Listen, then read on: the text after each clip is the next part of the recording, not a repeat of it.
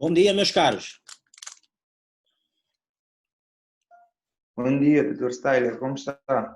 Está tudo bem? Espero que estejam todos bem. Vejo as participações hoje de Olívia Matavel. É isso, certo? Olívia Matavel. Bom, creio que está aí aberto, mas ela não deve estar aí. Luís Mochidão. Consegue ouvir-me? Sim, doutor. É o Luís Mochidão? Sim, sim. Ok, só estou a confirmar aqui as presenças. Jéssica Muambalo. Bom dia, doutor. Bom dia, bom dia. E Anísio Chiote. Sim, bom dia, doutor. Presente. Ok, pronto. Bom, meus caros, hoje, antes de iniciarmos, gostava de saber se têm dúvidas das matérias que até aqui foram lecionadas.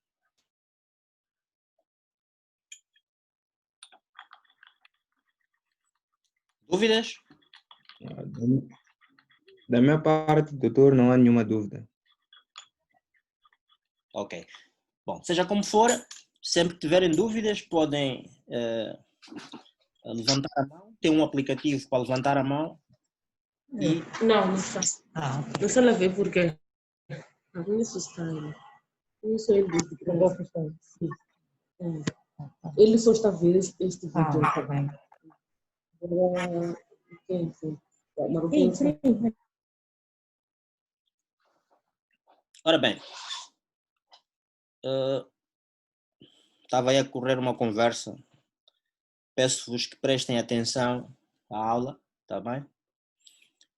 Senão depois uma das duas coisas não vai acontecer bem. Seja como for, dizia que o tema da nossa aula de hoje é a ausência. Nós estivemos a falar nas últimas semanas do domicílio, sendo aquele ponto de conexão entre uma pessoa e um determinado lugar, certo? Ponto este em que a nossa vida está organizada e que tem uma grande importância para aquilo que é a vida em sociedade, particularmente nas necessidades jurídicas. E não só, mas é o domicílio que nos permite, havendo necessidade de chamar alguém ao tribunal, é para o domicílio para onde as citações e as notificações são enviadas. Havendo necessidade de definir a competência dos tribunais, muitas vezes se recorre igualmente ao domicílio. Havendo necessidade de fixar o lugar do cumprimento de uma prestação, recorre-se ao domicílio, numas vezes do credor, noutras do devedor. E poderíamos continuar vendo qual a importância que o domicílio tem, sendo o domicílio o tal ponto de conexão entre uma pessoa e um determinado lugar, e que, como vimos, por via de regra, a base é o domicílio voluntário geral, não é? Mas, para além do domicílio voluntário geral, que corresponde ao lugar da nossa residência habitual, por via de regra, sendo que, noutras circunstâncias, quando a residência habitual não exista relativamente a determinada pessoa e esta pessoa tenha, eventualmente, uma residência ocasional, é nela que se terá por domiciliada, ou, quando também não tenha domicílio ocasional, então aí recorremos ao paradeiro. Agora, reparem, pode acontecer que haja uma quebra neste ponto de conexão entre a pessoa e um determinado lugar. Esta ligação entre a pessoa e um lugar pode se quebrar, de tal forma que nós não saibamos onde é que a pessoa está. Onde é que a pessoa está? Não sabemos, a pessoa desapareceu. Vocês, a esta altura, já devem ter visto várias situações em que certas pessoas desaparecem e por vezes coloca-se anúncios nos jornais, hoje com as redes sociais, é comum também colocarem nas redes sociais, olha, desapareceu fulano, quem souber, dar notícias. Por quê? Porque não se sabe qual é o paradeiro da pessoa. O que é o paradeiro é o lugar em que a pessoa está a cada momento. E, portanto, desconhece-se o paradeiro da pessoa. Como é que nós chegamos à conclusão de que determinada pessoa desapareceu e não sabemos qual é o paradeiro dela? Logicamente que haverá necessidade de fazer um conjunto de busca relativamente àquela pessoa. Temos que procurá-la em vários sítios.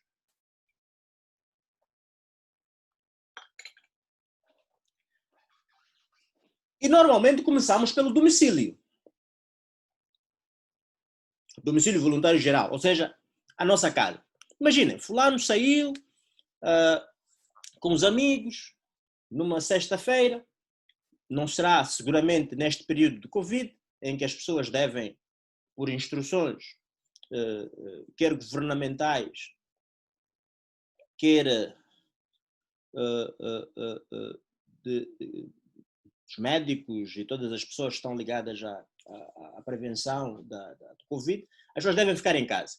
E, portanto, não estamos a falar seguramente deste período, mas em condições normais, a pessoa saiu o fim de semana com os amigos, foi se divertir e sábado de manhã não está em casa, ou seja, não regressou. Reparem, há pessoas que podem gerar preocupação imediata. Por quê? Porque não é comum que ele durma fora de casa.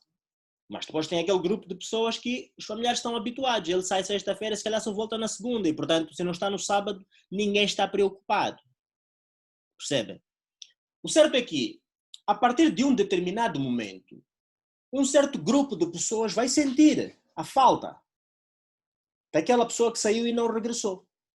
Ou é no sábado, porque ele saiu, foi a uma festa e não regressou. E no sábado, na sexta-feira saiu e não regressou no sábado, e os familiares podem, no sábado de manhã ou sábado à tarde, dar pela falta do seu familiar, e normalmente hoje em dia o que se faz é tentar entrar em contato com a pessoa, ligando, tentando contactar telefonicamente, e vamos admitir que o telefone não chama.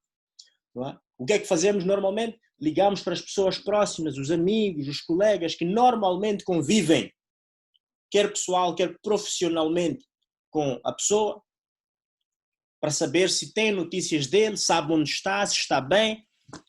Imaginem que liguem, que os familiares liguem para 2, 3, 4, 5 pessoas que conhecem em como têm relações com o seu familiar desaparecido, ou que pelo menos não regressou ainda, porque ainda não chegamos à conclusão de que ele está desaparecido, reparem. E estas pessoas dizem que não estiveram com ele. Não, eu por acaso estive durante a tarde, mas depois separámos, ele voltou para o trabalho, depois disso não tive mais contacto com ele. Ou seja, andamos à procura desta pessoa, por vários lugares. Começando por tentar contactar os amigos, os colegas. Não é? Sendo certo que, muitas vezes, já no desespero, e normalmente é dos últimos lugares por onde vamos, que é hospitais, esquadras. Não interessa aqui a ordem. Sendo que nos hospitais, normalmente há um que é normalmente o último dos últimos, que é a morgue. Admitindo a hipótese, se calhar aconteceu-lhe qualquer coisa, teve um acidente e ninguém conseguiu identificar-lhe, certo? Ou foi para a polícia, se calhar teve um problema e está detido, ou vai para o hospital no sentido de que pode ter tido um acidente e está na sala de reanimação. Ou seja, há uma pesquisa, uma procura que se faz. Como eu vos disse, não há um prazo para o início dessa procura de quem eventualmente tenha desaparecido. Tudo dependerá das circunstâncias. Como eu vos disse, há pessoas que têm hábitos de vida que, ainda que estejam fora de casa 2, 3 dias, ninguém dará pela sua falta. Porque é o comum, é o que fazem normalmente. Mas existem outras pessoas super diligentes que nunca dormem fora de casa, ou se o fazem, fazem-no com uma informação prévia. Estes, muito provavelmente, no dia seguinte os familiares estarão preocupados. O certo é que a partir de determinado momento, a falta poderá ser notada e os familiares ou outras pessoas com alguma relação, poderão começar a procurando saber o que é que aconteceu. Está bem? Precisa de ajuda? Reparem, quando alguém desaparece, ainda estamos em considerações de ordem meramente factual. Depois faremos a elevação para o campo jurídico. Quando alguém desaparece um dia, não regressou, normalmente a primeira ideia que nos vem à mente, ou pelo menos dos familiares, é sempre uma ideia de que pode ter acontecido qualquer coisa, mas ele vai voltar. Ele regressará. Ele está vivo, mas alguma coisa aconteceu de anormal. Reparem, há sempre uma presunção de que a pessoa está viva. Mas esse desaparecimento pode se protelar no tempo. Não temos notícias da pessoa, estamos à procura da pessoa, não a encontramos, já contactamos várias pessoas amigas, colegas de trabalho, locais onde frequenta, bares, restaurantes, discotecas, bibliotecas, em função daquilo que é o estilo de vida da pessoa em causa, não encontramos e já se passaram 3, 4, 5, 6, 7 meses ou um ano. Reparem, aquilo que inicialmente no dia seguinte, uma semana depois, os familiares olhavam, ou as pessoas próximas olhavam como algo estranho que aconteceu, sim, mas que ele está bem, há de voltar, encontraremos, começa a esfumar-se esta presunção de vida e começa a dar lugar a uma outra presunção. Será mesmo que está vivo? Não terá acontecido alguma coisa? Não poderá ter morrido? Pronto, já começa a ficar nem vivo, nem morto. Ou admitindo a possibilidade de vida, admitindo também a possibilidade de morte. É um segundo momento em que, pelo arrastar do desaparecimento, sem notícias, as pessoas começam a ficar muito preocupadas e já começam a abrir espaço para a possibilidade de ter acontecido algo de errado, algo de mal. E depois, este desaparecimento, ainda estamos a falar da experiência de vida, reparem. Se este desaparecimento se protela por muito, mas muito mais tempo ainda, aí as pessoas já começam a dizer, não, uma pessoa normal não desaparece tanto tempo assim. Uma pessoa normal não desaparece tanto tempo assim. Olha, é melhor nos prepararmos para uma notícia má. Provavelmente essa pessoa terá morrido. Reparem que, numa fase inicial, há uma presunção de que a pessoa esteja viva. A probabilidade de vida, a probabilidade de que a pessoa que desapareceu esteja viva é maior. Os familiares esperam que ele esteja bem. Há uma grande probabilidade de que isso possa estar certo em termos de presunção. Depois, com o arrastar do tempo, esta grande probabilidade cede espaço também e passa a conviver com a outra probabilidade de que alguma coisa de errado e grave possa ter acontecido e, portanto, nem vivo nem morto, ou meio vivo, meio morto, em termos de presunção.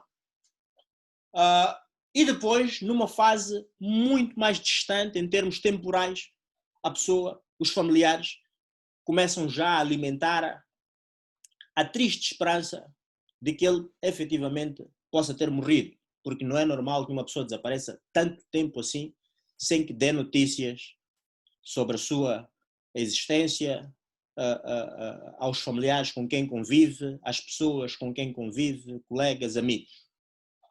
Ora bem, reparem, enquanto que o domicílio liga-nos a um determinado lugar, que é a nossa residência habitual, domicílio voluntário geral, ou o nosso espaço de trabalho, domicílio profissional e outros que vimos nas aulas anteriores, a ausência pressupõe uma quebra deste vínculo. O indivíduo já lá não está. Mas, ao mesmo tempo, não temos notícias dele. Ou seja, temos um desaparecimento de alguém. Reparem, qualquer um pode desaparecer. Vou desaparecer por uns tempos. Mas eu sei que ele, eventualmente, de tanto em tanto tempo, liga para dizer que está bem. Onde está, eu não sei. Ele não quer revelar o seu paradeiro. Mas liga uma vez e outra. Faz videoconferência. Hoje, agora, a videoconferência está em voga. Desapareceu por uns tempos. Mas estamos a falar aqui não de um desaparecimento qualquer, mas sim de um desaparecimento sem notícias. De um desaparecimento sem notícias. Ora bem, o desaparecimento sem notícias pressupõe que esgotamos, como vimos há pouco, todas as formas, ou esgotamos as tentativas visando encontrar a pessoa desaparecida. Procuramos-la por todos os pontos possíveis. Atenção, não é esgotar o mundo, esgotar Moçambique. Não, normalmente a procura tem em conta os lugares onde a pessoa frequenta, os lugares por onde a pessoa anda, e chega-se um momento em que se coloca um anúncio, olha, quem encontrar, por favor, informe-nos. Porque se assim não fosse, creio que seria humanamente impossível chegar à conclusão de que alguém desapareceu sem notícias, se tivéssemos que esgotar todos os cantos do mundo. E o Instituto da Ausência vem precisamente para colmatar, para resolver, para atenuar os problemas que surgem com o desaparecimento de uma pessoa desacompanhada de notícias. Ou, como certos autores dizem, o desaparecimento sem que se saiba parte do indivíduo. O desaparecimento sem notícias, juridicamente falando, é a ausência. Reparem que é comum, na linguagem corrente, é comum as pessoas dizerem, por exemplo, o professor pergunta, onde é que está o estudante António? E um dos colegas diz, não, ele está ausente. Na linguagem corrente, na verdade, o que ele quer dizer é, ele faltou, não está presente, não está na aula. Ora, este sentido corrente não tem correspondência com o sentido jurídico. Juridicamente, a ausência pressupõe um desaparecimento, sim, mas desaparecimento sem notícias. Ou seja, não temos sequer o paradeiro, não sabemos onde é que a pessoa está. Não só não sabemos, como não temos notícias se ela está bem ou não. Isto é a ausência para o direito. E reparem, quando a pessoa desaparece sem deixar notícias, ou sem que dele se saiba parte, há um conjunto de relações, quer de natureza pessoal, quer de natureza patrimonial, que ficam em suspenso. Vamos lá ver. Pode ser um pai que tem um dever de prestar alimentos aos seus filhos. Como é que fica este dever? Pode ser um marido que tem vários deveres para com a sua mulher. Bom, temos por hábito, quando é para matar e fazer desaparecer, usamos os homens. Mas também pode ser a mulher que tenha desaparecido. Seja como for, desapareceu um dos cônjuges e outro, como é que ficam os direitos que têm e que correspondem a deveres daquele que desapareceu? De coabitação, de assistência. Mas também há deveres de natureza, ou seja, um conjunto de situações de natureza patrimonial que relevam para a vida em sociedade e que, se não forem acauteladas, corremos o risco de se instalar o caos, a dúvida e aquilo que o direito não quer, que são os conflitos.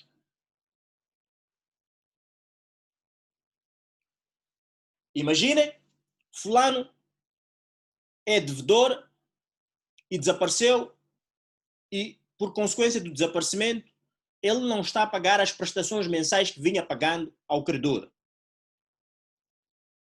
Foi pedir dinheiro emprestado ao banco. E como desapareceu, ninguém sabe dele, já não está a pagar mensalmente ao banco. logicamente que o banco fica com uma dúvida. Como é que fica o crédito que ele tem por saldar?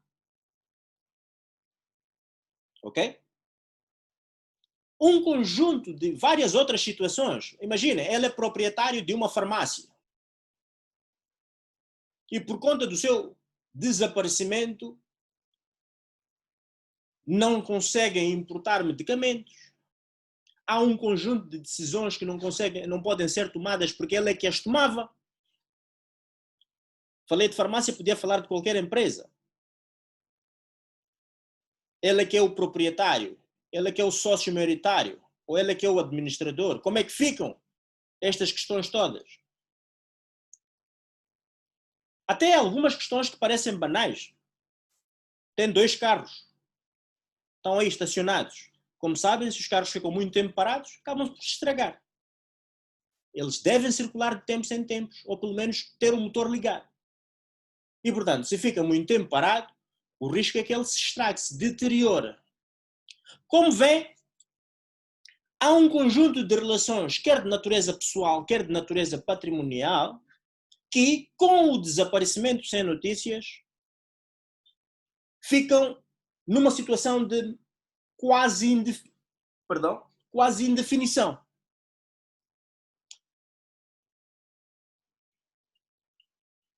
É justo, é legítimo que o legislador se preocupe não só com o ausente, garantindo que, por exemplo, do ponto de vista patrimonial, os seus bens sejam geridos durante a sua ausência, mas também que se preocupe o legislador com aquelas pessoas que têm direitos perante o ausente. Quer de natureza pessoal, quer de natureza patrimonial. E já vimos aqui alguns exemplos. E é por aí que o legislador criou o Instituto da Ausência e compartimentou-o em 3 partes. Designadamente,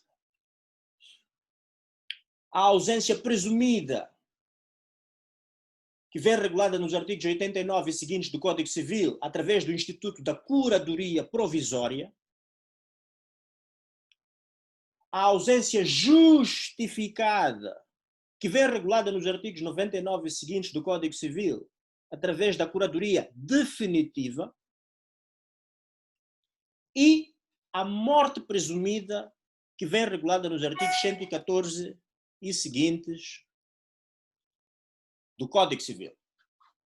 Ora bem, não são fases no sentido rigoroso do termo, porque as fases, se repararem, primeiro temos a curadoria provisória, depois a curadoria definitiva e, no fim, a morte presumida. O que nós temos aqui é a resposta do legislador em função da extensão da ausência. Ou seja, quando a ausência, quando o desaparecimento sem notícias ainda está nos seus primeiros dias, a pessoa desapareceu, os primeiros dias geram um certo desconforto, os primeiros dias, os primeiros meses, geram um certo desconforto, mas, como dizia de início, a probabilidade de que ele esteja vivo é muito maior. Daí que o legislador se preocupa mais em acautelar a situação patrimonial daquele que desapareceu, garantindo que as outras pessoas possam gerir o seu património durante a sua ausência.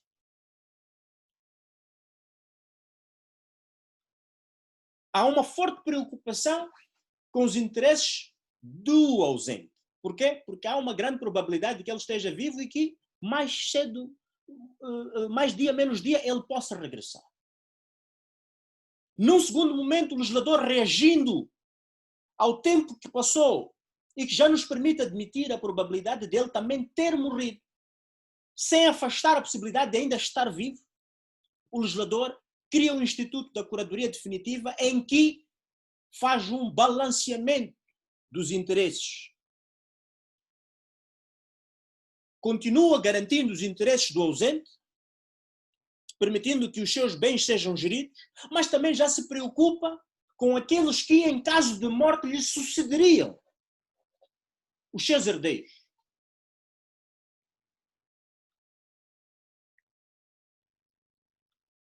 E tem esta dupla preocupação e concilia os interesses no Instituto da Curadoria Definitiva. E, quando estivermos a analisar o regime jurídico, vão perceber este equilíbrio das situações.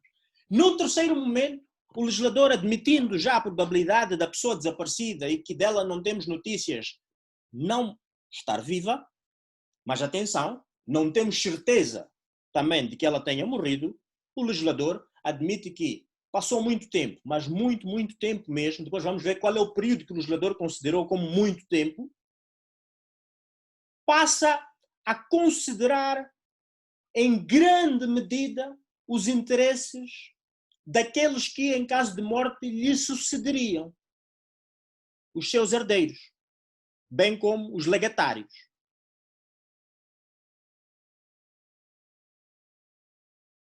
E cria quase que, cria não, lá chegaremos e vamos perceber, o legislador garante que os efeitos da morte presumida sejam precisamente os mesmos que os da morte natural. Como se recordam, lá no início do semestre, nós vimos artigo 68, que com a morte cessa a personalidade jurídica. Com a morte cessa a personalidade jurídica. Ora bem, se vocês olharem, como dizia, embora sejam três institutos arrumados de forma faseada, sequenciada, nós não podemos falar aqui propriamente de fases, porque as fases pressupõem o esgotamento da fase anterior antes de passar para a fase seguinte. Ou seja, eu não vou à fase 2 enquanto não esgotar a fase 1. Ora, aqui o legislador permite que, desde que os institutos estejam preenchidos, eu tanto posso requerer a curadoria definitiva, como posso ir para a morte presumida, como também posso ir para a curadoria provisória. Eu não tenho que passar por cada uma das fases necessariamente. Okay? Tudo dependerá dos interesses que estão em causa. Por exemplo, na primeira fase, como os senhores certamente compreenderão, em que dizia há pouco que a preocupação do legislador é com os bens do ausente, por forma que estes bens não se deteriorem com a sua ausência, por falta de administração dos mesmos, como certamente compreenderão, pressupõe, logicamente, que o ausente tenha bens que careçam de administração. O indivíduo pode ter bens, mas bens que não carecem de administração. Se calhar tem roupa. Logicamente que não se esqueçam daquela regra. Toda regra tem a sua exceção. Estamos aqui a falar da regra. Se deixou roupa simplesmente em condições normais, não carece de administração. Fica aí no espaço em que está. Quando ele voltar, vai lá tomar o que é seu. Mas atenção, se estivermos a falar de uma roupa de uma coleção, ele comprou roupa que o Michael Jackson usou num dos espetáculos que ele assistiu, comprou um fato do Elvis Presley, espero não estar a falar de nomes que Vossas Excelências ignorem, mas são grandes referências, usou também, comprou em leilão uma peça que o Fanny Fumo usou, peça de vestuário, e tem um espaço em que também o que lá está é roupa, mas reparem, enquanto que na primeira situação é roupa comum, a segunda já não. Aí já é um bem que carece de administração. Logicamente que a avaliação do que é um bem que carece de administração, o que é um bem que não carece de administração, deverá ser casuística. Caso a caso. Ok? Ora bem, nós vamos então... queria iniciar o regime jurídico da ausência, mas estou a ver que temos mais 10 minutos. Ao invés de entrarmos hoje para a ausência presumida, artigo 89 do Código Civil e os que lhe se seguem, vamos então fazer aqui uma pausa na exposição por forma que na próxima aula avancemos então com o regime jurídico da curadoria provisória, curadoria definitiva e morte presumida. Mas para já, dúvidas, meus caros. Vou abrir aqui os microfones para que os senhores possam colocar as vossas dúvidas. Vamos a isso.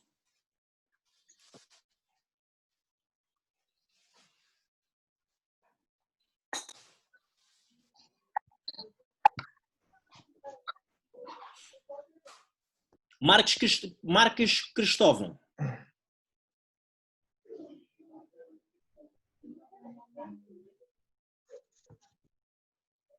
Marques Cristóvão.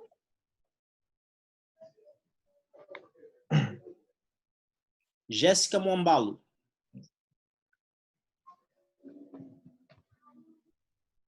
Jéssica. Sim, docente, no momento não tenho nenhuma dúvida. Mariazinha. Atenção, eu estou a ler os nomes que aparecem aqui. Hein? Mariazinha da Costa.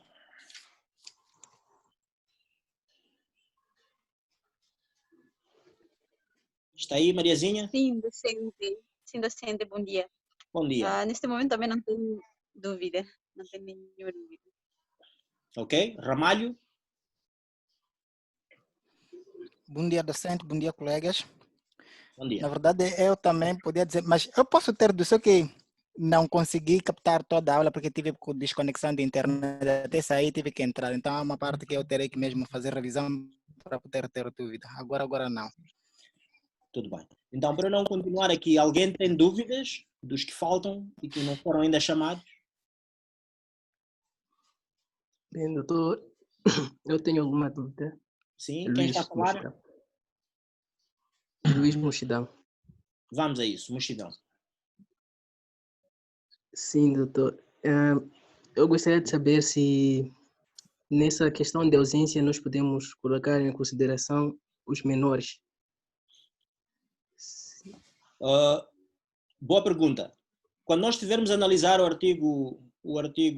artigos, a curadoria provisória, a curadoria definitiva e a morte presumida, vamos verificar que em certas circunstâncias sim é aplicável aos menores. Por exemplo, na questão da morte presumida, logicamente que se aplicará.